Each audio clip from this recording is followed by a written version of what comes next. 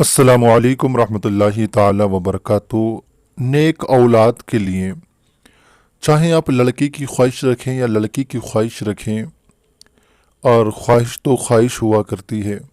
जो भी नेक साले औलाद की ख्वाहिश रखते हैं तो उनके लिए ये छोटा सा वीडियो आज बहुत काम का होने वाला है, क्योंकि मैं भी आप भी बहुत अच्छी तरह से जानते हैं कि दौलत हमारे लिए अहम है, मालदारी हमारे लिए अहम हो सकती है, अच्छी गाड़ियों में घूमना हमारे लिए अहम हो सकता है।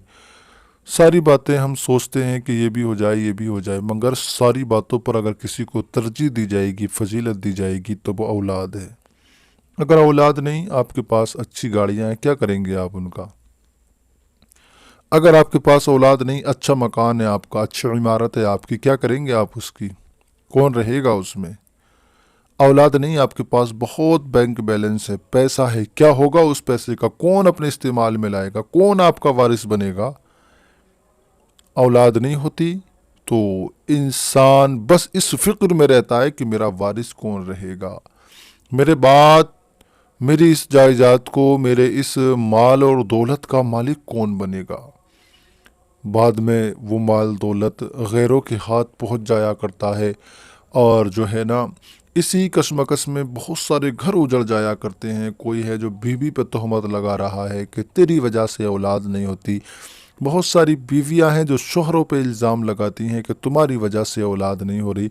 देखिए, अगर कोई जिस्मानी कमज़ोरी या कोई जिस्मानी बीमारी आपके अंदर है तो दुनिया में बहुत हकीम हैं, बहुत तबीब हैं, बहुत डॉक्टर हैं, आप किसी से भी रब्ता करके उसको दूर करा सकते हैं।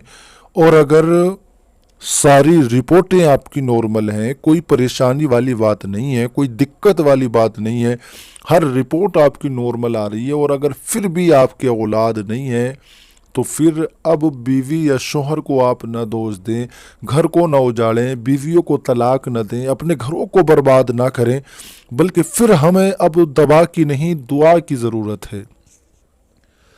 अगर आपकी माँ हयात है तो अपनी माँ से आप बार बार कहा करें, माँ मेरे लिए दुआ करो, क्योंकि माँ एक ऐसी ज़ात है, हमें उम्मीद है कि वो बग़ैर कहे भी बेटों के लिए दुआ करती है, मगर आप कह भी दिया करें, माँ मेरे लिए दुआ करना। अपने वालिद से कहा करें, वालिद साहब मेरे लिए दुआ करना। अगर दोनों में से किसी का या एक का इंतकाल हुआ या दोनों का, तो उनकी कब्रों पे जा करके हाज़िरी दिया करें, पढ़ा करें वहाँ बैठ करके, उसके वसीले से दुआएं किया करें। परवरदिगार दुआओं को कबूल करने वाला है।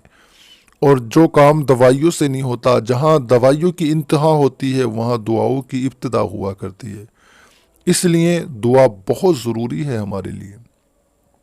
क्या आपने हज़रत ज़करिया की दुआ के बारे में नहीं सुना? जब आपने हज़रत मरियम के कमरे के अंदर फल देखे, बंद कमरे के अंदर फल, तो आपको ताज्जुब हुआ, और आपने वो भी जब बेमौसमी फल देखे, जिस मौसम में जो फल नहीं होता था उस मौसम में वो फल देखा, तो आप और ज़्यादा ताज्जुब हुए। आपने हज़रत मरियम से पूछा है, मरियम ज़रा ये तो बताओ आपके पास ये फल कहाँ से आए? कहा कि मेरा रब है जो मुझे अपनी रहमत से नवाजता है, अपनी रहमत से नवाजता है, ये मेरे पास वहीं से आए हैं। हज़रत ज़करिया अलैहिस्सलातु वस्सलाम ने जब इतना सुना तो फ़ौरन उसी मकाम पर खड़े हो गए और दुआ करने लगे, मौला परवरदिगार तेरी ताकत को कोई नहीं पहुंच सकता, जब तू बेमौसम के फल बंद कमरे में भेज सकता है तो मेरी जवानी जा चुकी है, मेरा बुढ़ापा है, हालांकि मेरे पास औलाद का वक्त नहीं है ये, मगर तू बेमौसम फल दे सकता है तो बेवक्त औलाद भी दे सकता है। मौला तू मुझे बेटा दे दे। अल्लाह ताला ने देखे 90 साल 100 साल की उम्र में आपको बेटा अता फरमाया। कभी हमें मायूस नहीं होना चाहिए, कभी अल्लाह की रहमत से नाउमीद नहीं होना चाहिए। एक न एक दिन हमें मिलेगा ज़रूर, अगर हमारी किस्मत में है तो। हम दुआएं करते रहें, दुआएं करते रहें। किस्मत में होना या नहीं होना ये ना मुझे पता है ना आपको पता है, ये मेरे रब को पता है। अब किसी की तो किस्मत में होता है जो दुआएं 2 साल में, 1 साल में, 5 साल में, 6 महीने में कबूल हो जाया करती है, और जिसकी किस्मत में नहीं होता सारी ज़िंदगी भी मांगता है, नहीं मिलता उसको, क्योंकि और वो मांगता भी रहता है क्योंकि उसको पता ही नहीं है मेरी किस्मत में नहीं है। ये तो रब जानता है भाई, हमारा काम मांगने का है, और जो हमारे नसीब में होगा वो ज़रूर होगा। हमारे नसीब में अगर बेहतर है, اولاد بھی ہو جائے گی، اور بعض وقت اگر اولاد نہیں ہوتی تو آپ اللہ کو دوست نہ دیں، اللہ کو برا نہ کہیں۔ ہو سکتا ہے اللہ نے آپ کو اس لیے اولاد نہ دی کہ اولاد جو ہے وہ آگے چل کر آپ کو نقصان دیتی۔ بہت ساری باتیں ہم نے بنی اسرائیل کی، بہت ساری قوموں کی باتیں ہم نے یہ پڑھی کہ بہت سارے بیٹوں نے باپوں کا قتل کر دیا۔ آج کے اس دور میں جانے کتنے بیٹے ایسے ہیں جنہوں نے ماؤں کو مار دیا، ماؤں کے ساتھ بدسلوکی کرتی۔ تو ہو سکتا ہے کچھ اولادیں ایسی بھی تو ہوتی ہیں جو والدین کی نافرمان ہو، تو کیا پتہ اللہ تعالیٰ تمہیں اولاد نہ دے کر اس نافرمانی سے آپ کو بچا رہا ہو۔ اس لیے کبھی بھی آپ اللہ تبارک و تعالیٰ کی شان میں وہ کلمات مت بولنا جو اللہ کی ذات پہ نازیب ہوں۔ میں آپ کو ایک ایسا عمل بتانے والا ہوں، ایک ایسا وظیفہ بتاؤں گا۔ حضرت مریم کا آپ نے نام سنا، ابھی میں نے ذکر کیا۔ حضرت مریم وہ ہیں کہ جن کو بغیر شادی کے اللہ تعالیٰ نے بیٹا عطا فرمایا، بغیر شادی کے، بغیر کسی شوہر کے آپ کو اللہ نے بیٹا عطا فرمایا۔ اور یہ تاثیر سورہ مریم کے اندر رکھی گئی، قرآن پاک کی سورہ مریم، کہ جو سورہ مریم کو پڑھ کر حمل کے لیے، اولاد کے لیے پروردگار سے دعائیں کرتا ہے، مولا اس کی دعاؤں کو جلد قبول کیا کرتا ہے۔ کیسے اور کب اور کتنا پڑھنا ہے یہ میں آپ کو بتا رہا ہوں۔ آپ کو سورہ مریم 21 دن تک لگاتار پڑھنی ہے۔ سورہ مریم آپ کسی بھی دن سے اس کا آغاز کر دیں، آپ کی بیوی غسل سے فارغ ہو اس کے بعد شروع کر دیں، اس کے 10 دن بعد شروع کر دیں، ہے نا۔ اور آپ کو روزانہ سورہ مریم 3 مرتبہ شام کے وقت میں پڑھنا ہے، چاہے آپ پڑھیں چاہے بیوی پڑھ لے، کوئی بات نہیں ہے، دونوں میں سے کوئی بھی پڑھ لے۔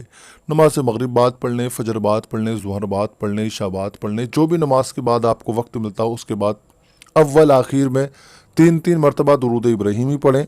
درود ابراہیمی وہی درود ہوتی ہے جو نماز میں پڑھی جاتی ہے۔ اللہم صلی علی محمد وعلی آل محمد کما صلیت علی ابراہیم وعلی آل ابراہیم انک حمید مجید۔ اللہم بارک علی محمد وعلی آل محمد کما بارکت علی ابراہیم وعلی آل ابراہیم انک حمید مجید۔ یہی درود ابراہیمی ہے جو نماز میں پڑھی جاتی ہے، اس کو 3 بار پڑھ لیں، 3 بار پھر سورہ مریم بسم اللہ شریف کے ساتھ پڑھ لیں، پھر آخر میں 3 بار یہی درود پاک پڑھ لیں۔ اس کے علاوہ کوئی اور یاد ہو تو آپ وہ بھی پڑھ لیں، کوئی حرج نہیں ہے۔ اس کے بعد میں 1 گلاس پانی پر دم کر لیں، آدھا خود پی لیں، آدھا بیوی کو پلا دیں۔ بیوی نے پڑھا ہو تو آدھا خود پی لیں، آدھا شوہر کو پلا دیں۔ شوہر پاس میں ہو تو یہ وظیفہ کر لیں، دور ہو تو شوہر سے کہیں وہ بھی یہ وظیفہ کرے، اور ان 21 دنوں میں 1-2 مرتبہ اپنی بیوی کے پاس ضرور آ جائے اور وظیفہ جوزیت بھی ادا کرے۔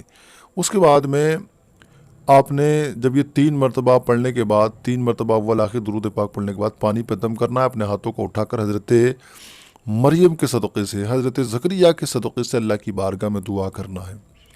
اللہ رب العزت نے چاہا تو یہ وظیفہ آپ کے لیے بہت کارگر اور بہت زیادہ پاورفل اور جو ہے آزمایا ہوا آپ کو ملے گا۔ آپ دیکھیں گے کہ اس کی برکت سے مولا آپ کو نیک صالح اولاد سے مالا مال فرمائے گا۔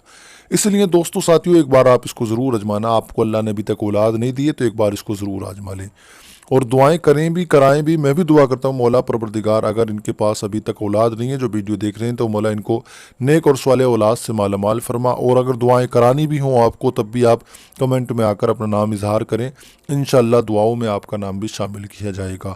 دوستو ساتھیوں، اسی طریقے کی اور نئے ویڈیو وظائف دیکھنے کے لیے آپ ہمارے نورانی وظائف کو سبسکرائب کر لیں، اور ہم اس پر روزانہ اسی طریقے کے ویڈیو اپلوڈ کرتے ہیں۔ چلتے ہیں، ہم آپ کے لیے پھر لائیں گے کوئی نہ کوئی قرآنی اور حدیثی وظائف تلاش کر کے۔ تب تک کے لیے خدا حافظ۔